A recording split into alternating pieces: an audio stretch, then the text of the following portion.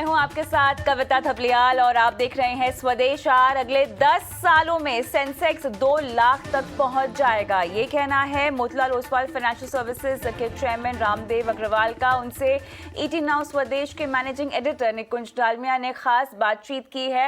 आइए आपको सुनाते हैं इस बातचीत के अंश। This Diwali is a Diwali to remember. From a dark Diwali last year, the vibe, the mood, the excitement, the wealth effect, the view on the economy, the victory on the medical front, this is a Diwali indeed to remember. But what about the coming year? If bulls are back, are they here to stay? And will the market pretty much follow a linear trend, or after a great big bang solid year, we could be in for a choppy, volatile and a relatively subdued year? Let's discuss all that and much more with Ramdev Agrawal of Motilal Oswal Financial Services. If you are wearing a green color kurta, I would have said you are batting for the bulls. If you are wearing a red color kurta, I would have said that you feel valuations are stretched. Orange means that you are divided in between. But the blue color kurta does not let me decide that what you think the market color would be for this coming year. This is closest to the green, I would say.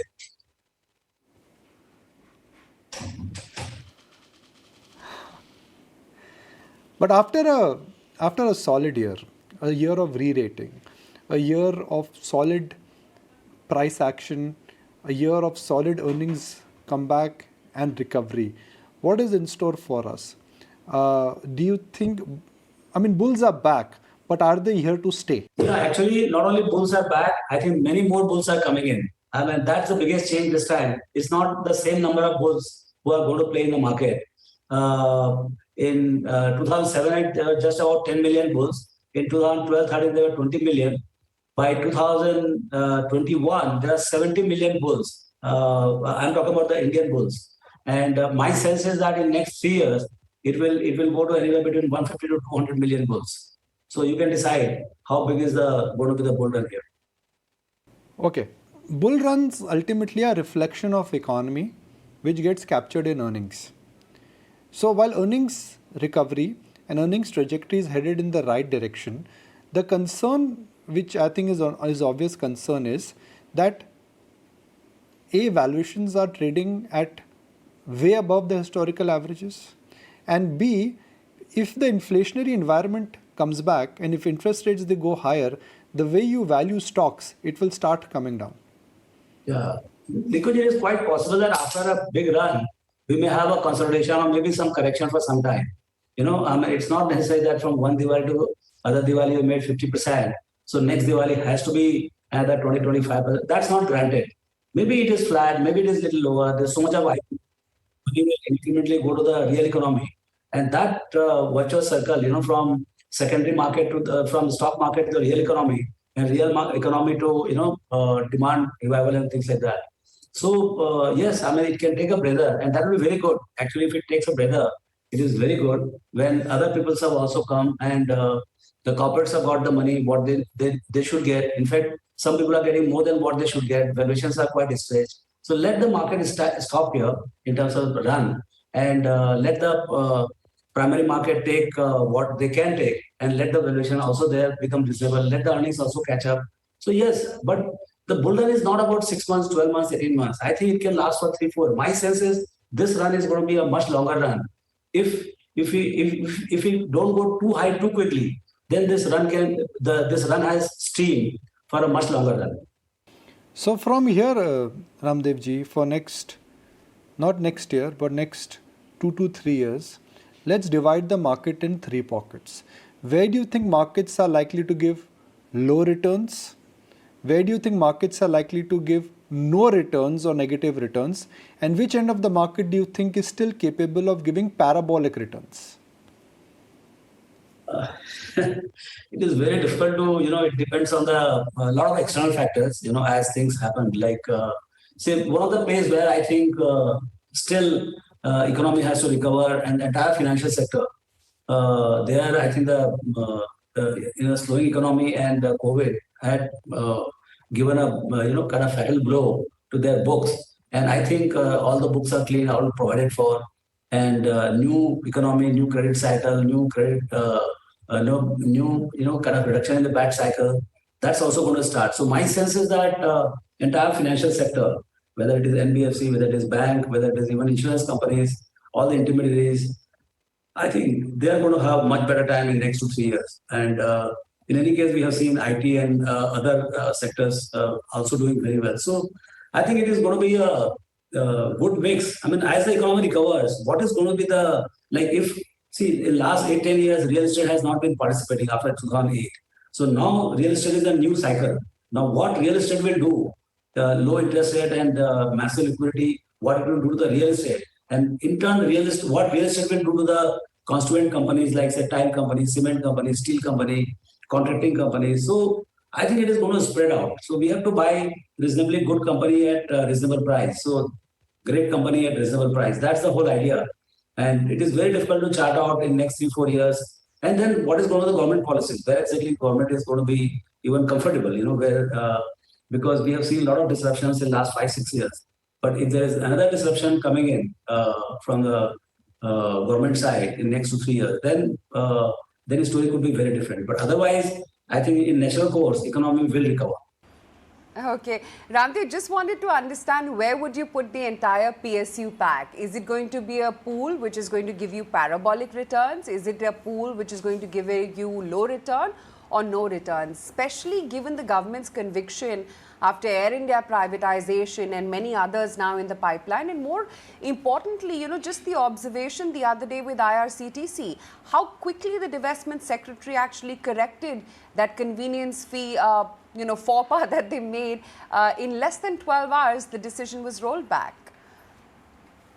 Yes, that's the positive aspect of that entire incident. But that commitment to bring excellence in all the operations of peers. I mean, they are wonderful companies, mostly monopolistic or duopolistic.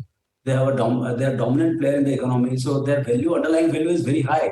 If there is a bit of entrepreneurship and hands-off approach to these companies, so I would be surprised if it doesn't give at least a market return.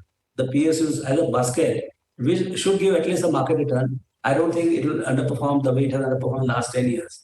So, and there is a good chance that it might even outperform because the valuations have been completely pessimistic even till date. So, as the economy recovers, because they are mostly not export-oriented, they are proxies to the Indian economy.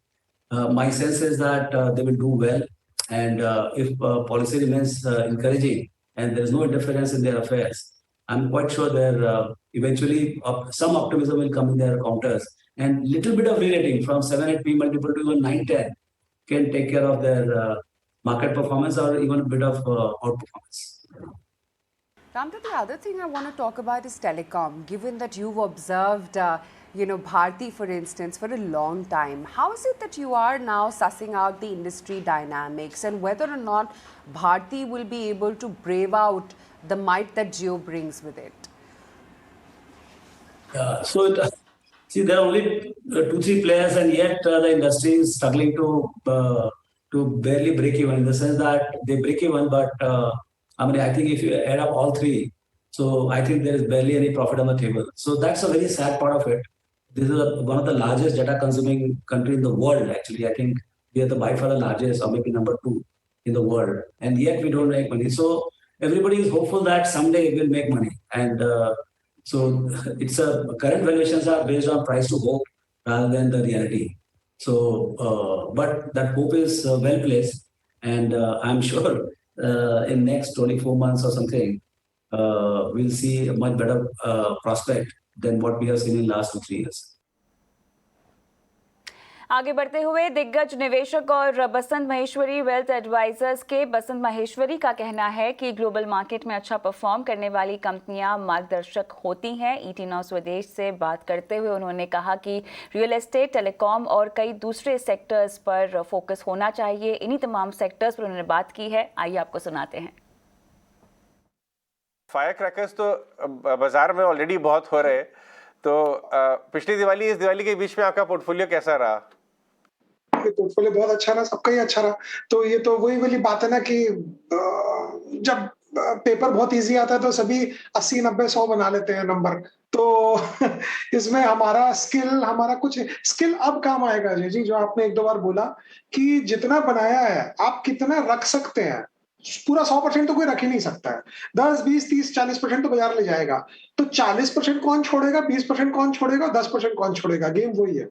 तो आपको यहाँ से आगे 1-2 साल के लिए wealth preservation पे focus नजर आता है? आपने अपने पोर्टफोलियो को थोड़ा कॉशियस टिल्ट देना शुरू कर दिया है, चाहे वो फेड की बात हो, चाहे वो गुड नंबर्स ऑलरेडी प्राइस्ड इन की बात हो, या फ्लोज थोड़े चैलेंजिंग हो गए उसकी बात हो, या अभी भी आप फुल रिस्क ऑन में है लेकिन आपके माइंड पे है कि थोड़ा कॉशियस ट्विस्ट देना पड़ेगा पोर्टफोलियो को? दूसरी वाली बात कि रिस्क ऑन तो पूरा है, बट दिमाग थोड़ा सा ओपन है इस बार, जो आज तक कभी नहीं होता है कि अगर घट जाएगा तो आपके पास ऐसे स्टॉक्स होने चाहिए जो थोड़े से प्रोटेक्ट करें आपने इतना जो बनाया है उसको। तो बिकॉज मुझे फेड की प्रॉब्लम नजर नहीं आती जब तक कोविड है।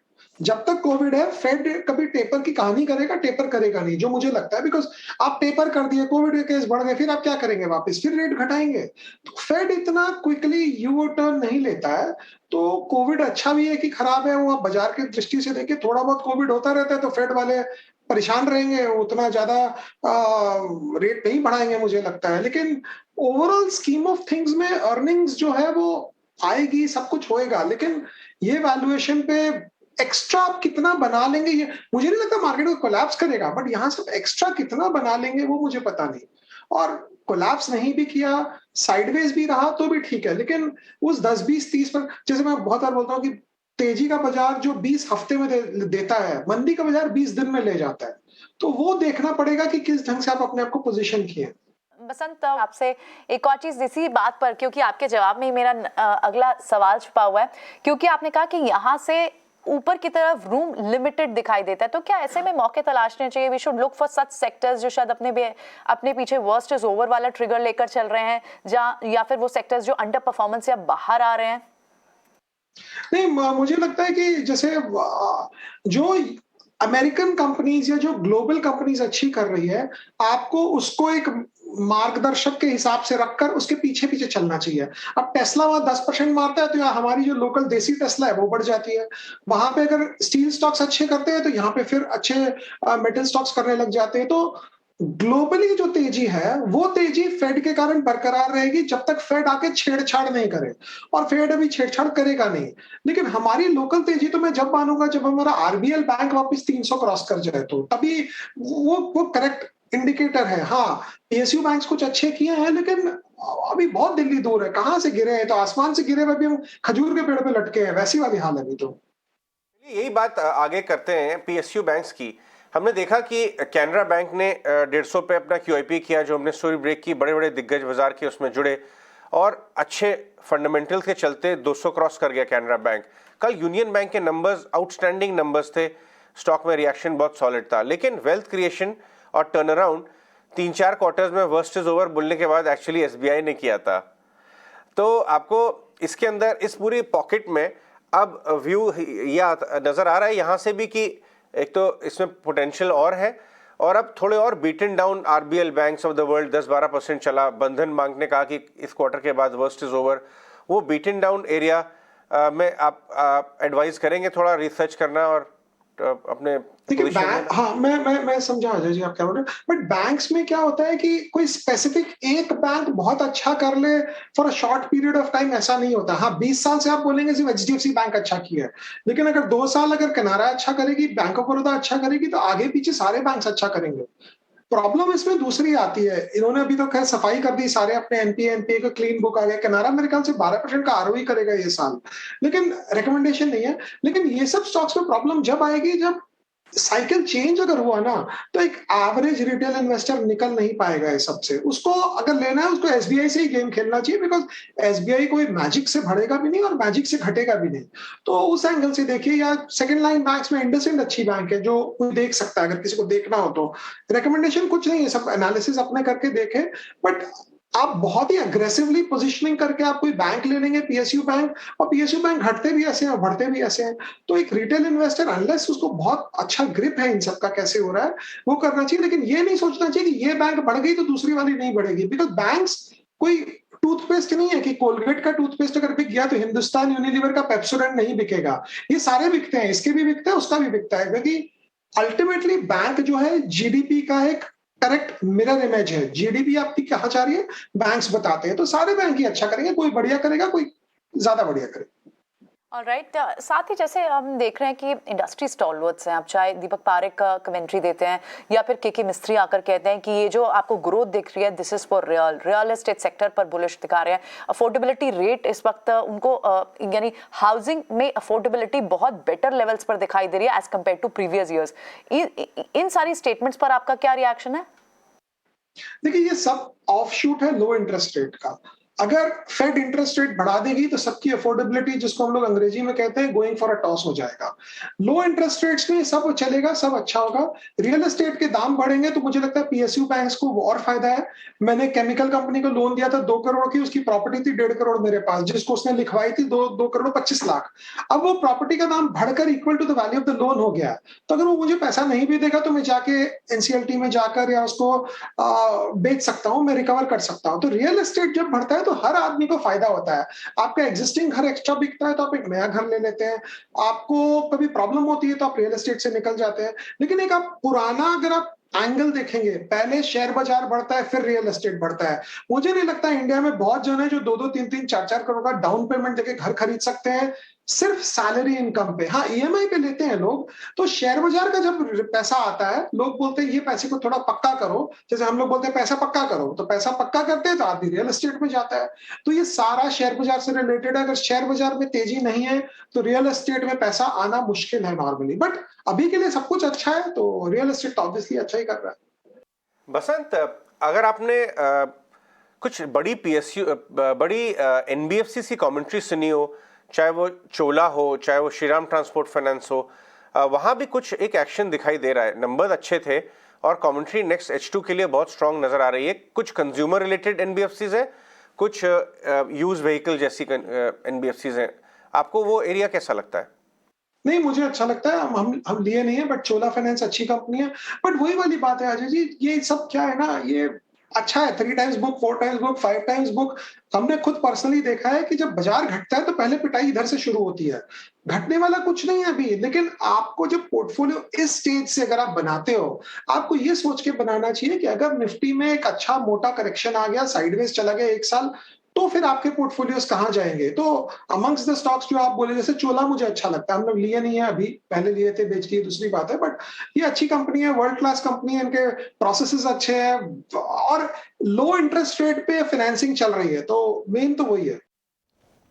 आगे बढ़ते हैं। देश के सबसे बड़े बैंक एसबीआई की दूसरी तिमाही के नतीजे काफ़ी अच्छे रहे हैं और इस तिमाही में कंपनी का मुनाफा सालाना आधार पर 67% बढ़कर 7,626 करोड़ रुपए पर रहा है। नतीजों पर हमारी सहयोगी आयशा फरीदी ने बात की एसबीआई के चेयरमैन दिनेश कुमार खाड़ा से। I'm just going through your, quarterly performance, and your asset quality improvement has been very strong. This is what the markets as well have liked. Tell us some of the factors which have really shaped up and helped you improve your asset quality. And do you see your asset quality stabilizing even further going from here? Well, of course, when it comes to the asset quality, there are a couple of factors which really help in ensuring that the asset quality stays strong. Of course, it has been a journey, and we have actually started seeing the results of that journey. We have invested well in terms of our underwriting capability when it comes to the corporate advances.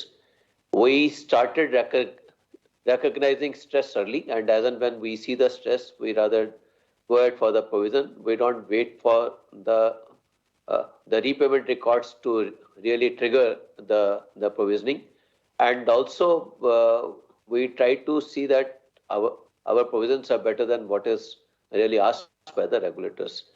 That is something which has started yielding results, and I would say that this is as far as the corporate book is concerned. Retail advances, the collection machinery is something which is of very significant importance apart from underwriting. I think we had excellent underwriting principles when it comes to retail, and our retail engine worked very well, and we had a little challenge when it comes to in fact at the end of the first quarter, we had a challenge in terms of our asset quality in the retail. but we could pull it back in no time. We had significantly strengthened our retail collection machinery also. Just to give you some kind of a color, our collection calls went up almost 10 times, and also we have started calling even before the amount is due. Just it's a call with an intention to ensure that the people have sufficient cash flow kept with them for meeting their EMI liabilities. So that is something that has helped us in showcasing this kind of asset quality.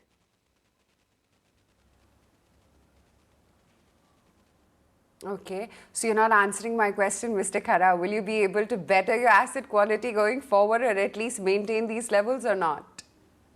I would say that we should be either maintain or better it. This is something which I would like to say, because when it comes to the likely stress which you can see in our corporate accounts, we have either provided them fully or we have significantly stepped up the provisioning. That is something which we have done. Retail, I don't envisage any challenge when it comes to the retail asset quality. So hopefully we should be in a position to improve it.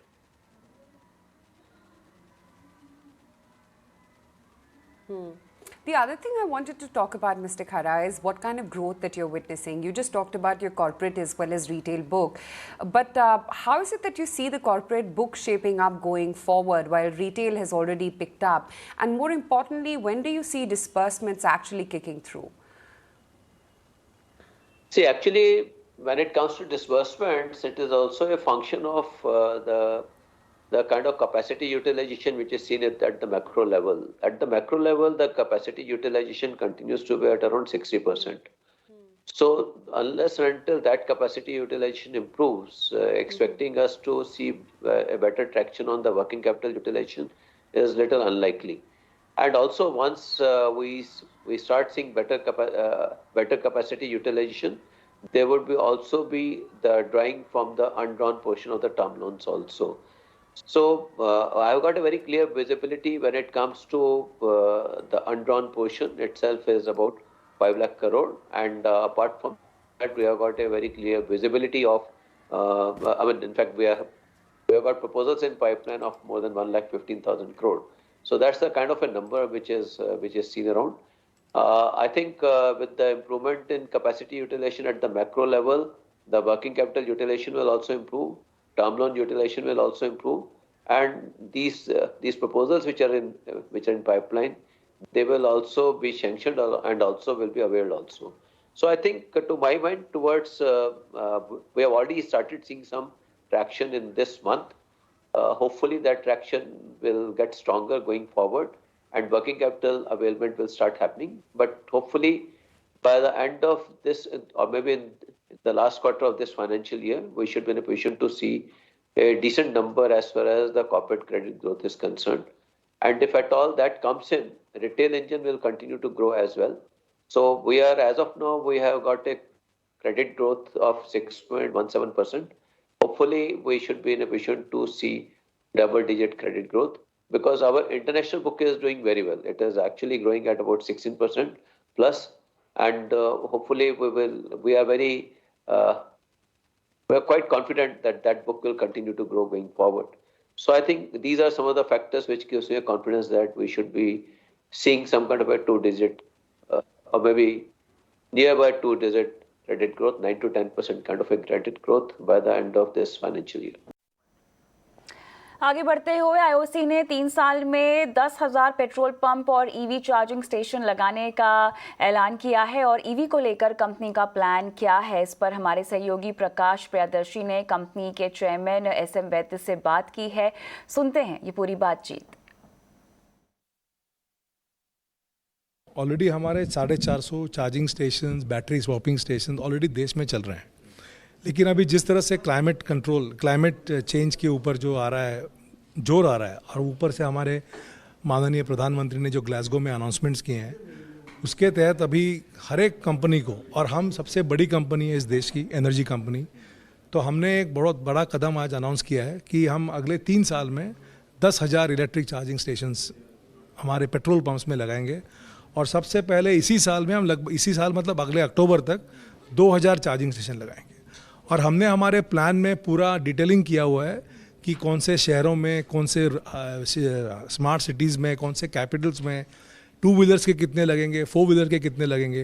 Because हमारा मानना है कि 2 wheelers सबसे पहले आएंगे, जो electric system में पहले कन्वर्ट होके आएंगे।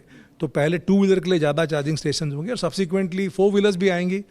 और 4 व्हीलर का हमने हाईवे पे भी रखा है ताकि लोगों को सुविधा हो। तो ये जो स्टेशंस लगेंगे, चार्जिंग स्टेशंस, ये आपके पेट्रोल पंप्स पे ही लगेंगे? जी हाँ, ये हमारे पेट्रोल पंप्स पे लगेंगे ताकि लोगों को और सुविधा हो कि जो कन्वेंशनल फ्यूल के साथ साथ ये भी मिले। तो हमारा जो अभी पेट्रोल पंप के अगेंस्ट हम अभी इसको एनर्जी पंप बोलेंगे। पेट्रोल पंप नहीं, सारे फॉर्म्स ऑफ एनर्जी। हम गैस भी बेचते हैं, कंप्रेस बायोगैस, सतत सीएनजी भी बेच रहे हैं। और ये एक हमारे जो बुके है, हमारा जो गुलदस्ता है एनर्जी का, उसमें ये और एक जुड़ गया है ताकि ये एनर्जी स्टेशन बन जाएंगे। कितना इन्वेस्टमेंट होगा ओवरऑल इस पे? लगभग सब्सिडी को छोड़ के जो मिल रही है उससे 150 से 200 करोड़ का इन्वेस्टमेंट लगेगा हमें। सब्सिडी की बात आप फेम स्कीम की करें? जी हाँ, फेम 2 के तहत तो सब्सिडी मिलेगी। उसके अलावा आईओसी की इन्वेस्टमेंट होगी लगभग 150 से 200 करोड़। चलिए, इसी के साथ स्वदेश आर में इतना ही, लेकिन ब्रेक के बाद देखिए दिवाली धमाका राकेश झुंझुनवाला और श्रद्धा कपूर के साथ। और जाते जाते आप सभी को दिवाली की शुभकामनाएं। नमस्कार।